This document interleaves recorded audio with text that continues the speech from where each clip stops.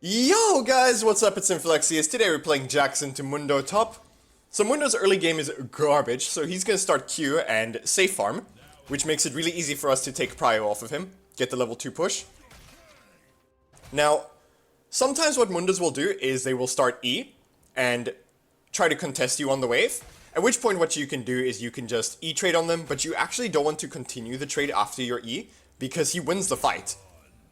So you want to release the E, and then you want to back off, and then you'll win that short trade really hard. The way you can see that if he started E or Q, because obviously it requires different playstyles depending on what he started, you don't want to get surprised, is by looking at his AD. And if he has a bunch of AD level 1, then you know that he started E, and if not, then he probably started Q. Now there we go for a quick trade, and we do lose the trade, but that's fine, because one, we got his passive, so the next trade we take on him is going to be a lot stronger. And two, we have the wave push here. So because we have this wave push, if we crash this wave, we're going to get to recall and come back to lane, and he's going to be stuck in lane with the current health that he has, right? See, we took a much better trade there because he doesn't have his passive. Now we're just going to focus on crashing the wave here. Iron's probably topside, but that's fine, because we have such a big wave, and Mundo's early game is so weak that we're not too worried about being in the 1v2 scenario. So we're just going to try to crash the wave here. Hit the minions, try to get it in, and there's Ivern. So I'm just going to walk away here, beat on the Ivern a little bit.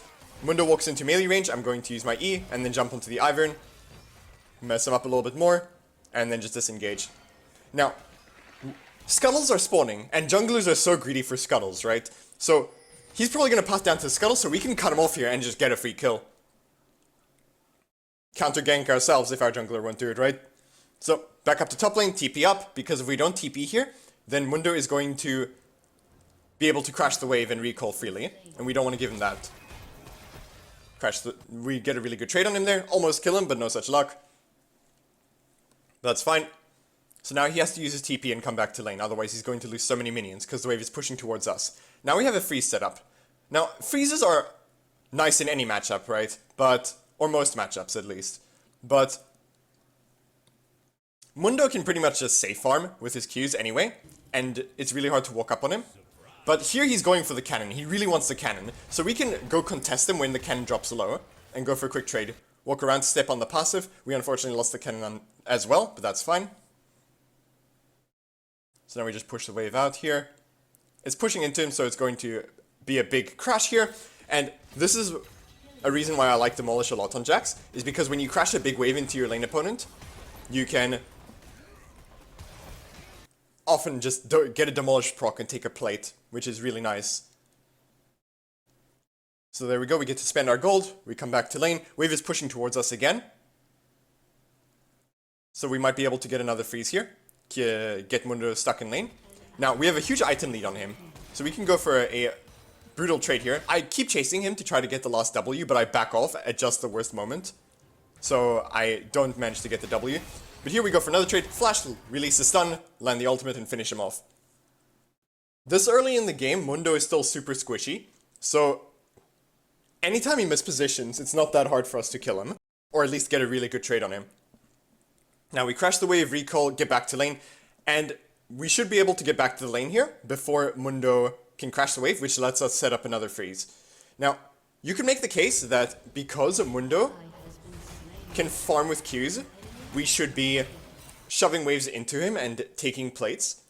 And I kind of agree, but right now I'm 100% focused on securing farm for my Divine Sunderer, because we're really close to Divine Sunderer, and it's such a huge power spike. And then after we get Divine Sunderer, we can look to accelerate ourselves with plates, right?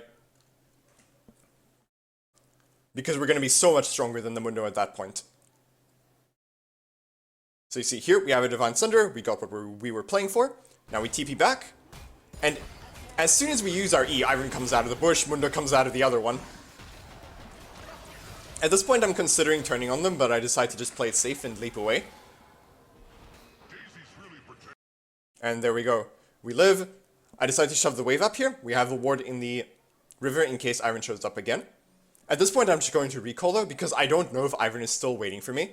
So if I can recall here, then Iron's actually either going to leave or sit in the bush and waste so much time. Now we saw Iron bot side at the dragon, so we can play super aggressive here. Mundo was going for the cannon, so we can go and mess him up for that. Anytime your lane opponent goes for a cannon, you can, when your cannon drops low, you can start pressuring them really hard, because they're probably going to overextend for the cannon. Or you at least zone them off. Now here I go on the Mundo, Iron was waiting for us. I want to flash in the Iron here with the stun, but I stunned just too late. I wait for my Divine Sunder to come back, and then I leap onto the Iron. And then we finish off the Mundo while we were at it as well. Now Seraphine is up here as well, right? Good cripes. Now, she's feeling really confident, and I don't like that, so I'm going to try to land the stun on her there. She flashes out, she ignites, so that's both of her summons. I'm going to walk away until my Q comes back, leap onto her, walk past to dodge the ultimate, and then finish her off. So there we go, 3-man gank to triple kill. Good stuff. That's what we like to see. Now, back up to top lane here. Unfortunately, at this point, plates have fallen off. So what I'm going to do is crash the wave and walk past. Mundo's going to contest us there. But that's fine. Now I want to shove this wave, but Mundo is contesting us really hard on this wave here. So I'm going to show him in a second why he's not allowed to contest us. Right there. Chunk him for half his health. That should teach him his lesson. And he's going to go back to farming. Now, we proxy the wave, and then we can go look into the jungle. We find a red buff. Good stuff. So now we're going to skip the next part, because it's pretty boring. Basically, all that happens is I chunk Mundo out, which allows me to take his tower. And then Mundo and I proceed to farm top lane while I watch the map to see if my team needs my TP. So now we're here, and there's a Mundo in the bush. So now we're gonna beat on him, but he's not going down as fast as I would like for him to. Iron shows up, gives him a shield, we get rooted, so we can't land the stun on the Mundo. Mundo comes back in, gets the Heartsteel proc on us. But that's fine, because Seraphine's dead, and Mundo is a lot weaker without his ultimate, which he doesn't have right now. So we can probably do Baron here. Now, Jarvan EQs over the wall, which I don't really feel like I agree with, but it's fine, we just follow up on it. Try to get the Iron, he flashes away. Peel the Rakan, beat on the Mundo. We managed to get the Mundo. Focus the Daisy to try to finish her off. And now we disengage from the fight because we're really low on health. Ward the bush here.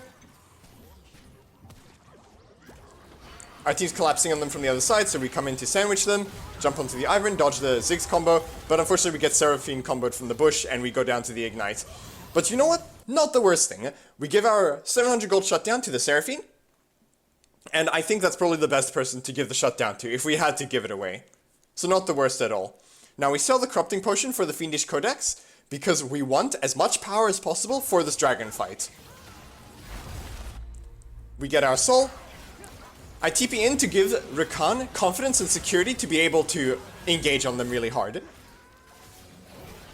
Go in, Yone ults us, my stun goes off, stuns the Yone. Keep chasing, I get knocked up by the Daisy. Hop in, get Seraphine ulted, but the tenacity makes it not last that long.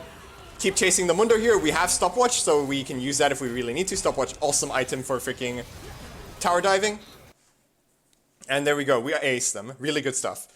We can push the mid tower here, utilize our Demolish, and then we can go over to the Baron. And just take every objective that we can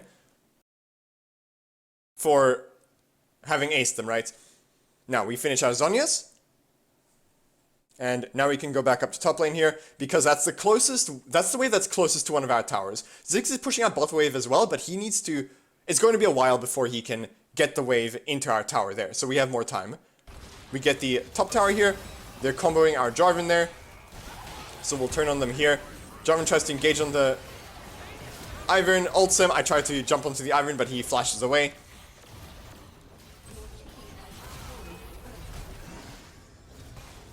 So now we can just take the inhibitor here. Ivern oversteps, Kai'Sa combos him and just takes him out. Now we can just push the tower here. Seraphine gets stunned by the Syndra and comboed by the Kai'Sa W and the Syndra W. We go on the Mundo, finish him off as well. They're just going down one by one, and then they FF. And yeah, that's that. Well, hope you guys enjoyed the video, and hope to see you in the next one.